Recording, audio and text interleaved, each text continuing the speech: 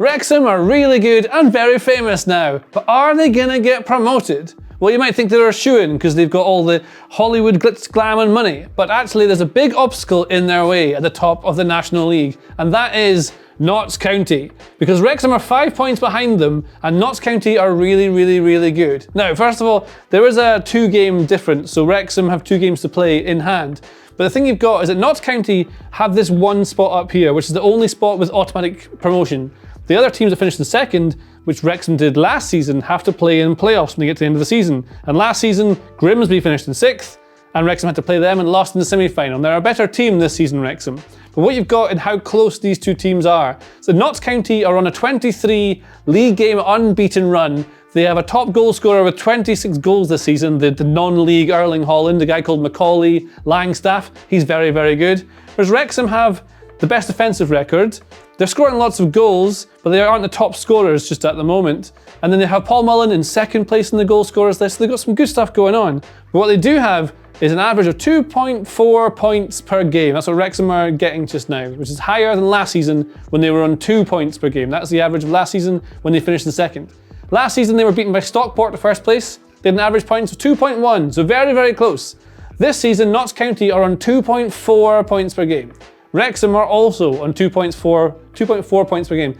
And there's a very real possibility by the end of this season that the record total of 105 points set by the mighty Crawley Town back in 2010-11, that's 105 points. There's a good chance that both these teams could beat that and one of them still wouldn't get promoted. It's kind of nuts. And you think of things like Wrexham haven't lost a game at home since the first game of last season, yet still they are here, having spent some money on some good players, but they're sat in second. So what do? How do Wrexham play? What's happening here? Well, this is how they play. It's a 3-5-2, a 3-2-1-2 if you want to call it that, but this is how they line up in every single game. They've got different lineups, whoever the starting players are. Jones and Davies are very important, but they've been injured. Tunnicliffe would tend to play as well, but he's been injured. And what you've got is key players, and Paul Mullen, who you'll know from the Disney show that Wrexham were in. It's very good, you should watch it. Paul Mullen is one of the best players in the entire division. He's the second top scorer in the league. He's got 22 goals, I think, so far this season. He's rumoured to be getting a call up to the Wales team soon. That'd be interesting, because they've got so many games coming up. They need him for all the games. But they've got Paul Mullen, Ollie Palmer, really key, Elliot Lee. Now he has about 8 assists, Palmer has a lot of goals as well. Paul Mullen gets in amongst things with goals. He arrives in the box at the right time to be able to finish off moves when the ball comes in from wide. But what they do a lot of the time is lean on Ollie Palmer, this guy, to get the ball from back to front quickly. Phil Parkinson's manager, he likes direct football, he wants to entertain, attack, he wants to get the ball from here to here as quickly as you can. And rather than play out from the back, which they can do, but tend not to, they tend to hit long balls from the keeper towards this guy because he's massive and can win headers. So when you have a long pass out from Ollie Palmer, to win the second ball, you need to have more players around them. That's where Paul Mullen comes in to buzz around. Elliot Lee will push in behind.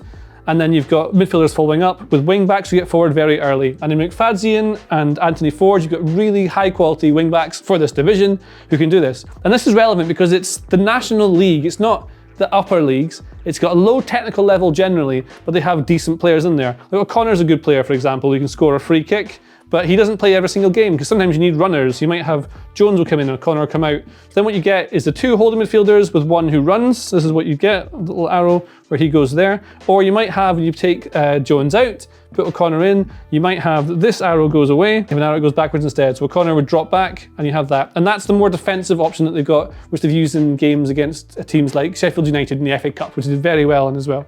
But this is what you're looking for mainly, is long passes to Palmer, Mullen, Lee, Young, O'Connor. They'll push up to try and get in amongst it to keep it locked down. Then they'll go from there and they'll try and score from crosses into the box or try and get Mullen in behind the defence. If a team plays a high line, good luck because the ball often gets put in behind for him and he finds a way to score. The other way they score, well, there's a lot of goals. We watched them back this season. It's the first and second phase from set pieces. They've got lots of big lads and that's what you need in National League.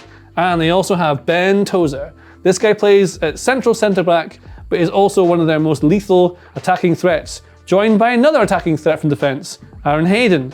This guy has 11 goals in all competitions this season as a defender. How is he doing it? Well, a lot of it's to do with corners and free kicks, coming into the box and finishing them off. But Ben Tozer has a ridiculous long throw. He can hurl this thing like he's trying to get it away from his house and family. Get the ball as far away from me as you can, and he does that very well. So then you get Aaron Hayden moves up, you get Cleworth comes up as well, big lads, Palmer, big lad, Mullen, Fox in the box. Then you've got maybe the fullbacks or wingbacks will stay back to protect against counter-attack. You might be joined by Elliot Lee pushing in, and you see he's got lots of really useful attacking players, so that when the ball does drop, say it's bounced away, like this, headed away, you've got players who can follow up, win it back, and they can go from there. And if that doesn't work, they can take free kicks, first time with O'Connor with a really good left foot. Wrexham have really good players, and Paul Mullen and Palmer, they spent some money on them, but Notts County also have good players, and Notts County also really want to get promoted. This is the thing, it's a really difficult league to get out of, and they're finding this. But there's a good thing coming up on April the 10th, and that is that Wrexham are playing Notts County at home at the racecourse ground. Now, the last time they played, Notts County won 1-0, that was at home. But Wrexham haven't lost at home all season, they haven't lost since last season, we said that at the very first game. Notts County are on a 23 league unbeaten run at the moment. There are more games before they play, but that is a huge title crunch, and whoever wins it is very likely to get promoted. If it is Notts County, then Wrexham could very well end up in second place in the playoffs, just like last season. And would they get promoted from that? The problem is with league football, the best team tends to win over time, but in knockout football, anything can happen. And so that's why maybe it's not just quite as locked on as you might have thought for Wrexham in the National League this season. If you like this video, please consider subscribing to the channel. The Athletic is home to some of the world's best sports journalists, including journalists dedicated to each Premier League team, so every fan gets the coverage they deserve, not just the big clubs. And you can try it for free now for 30 days. See the link in the description.